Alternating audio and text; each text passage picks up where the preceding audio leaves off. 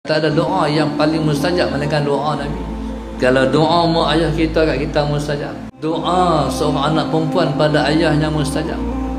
Doa seorang isteri kepada seorang suaminya mustajab. Doa seorang ibu pada anak-anaknya mustajab. Perempuan tu jangan buat main doa perempuan. Doa bini kita kat kita tu sangat mustajab.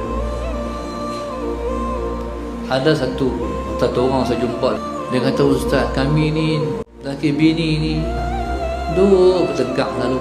Bini saya Ustaz, dia doa apa kat saya? Ya Allah, bagilah suamiku fakir."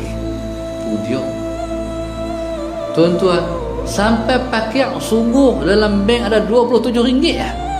Tu doa perempuan kena doa bini, jatuh hadut mereka tu jatuh, tinggal dalam bank ada RM27 ya. Sebab itu tuan-tuan nak kaya, tuan-tuan kena bagi sesuatu kepada Allah. Perempuan yang paling lepas syok apa?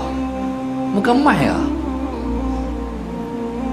Beli mah. Bila dia suka, dia tak baik-baik.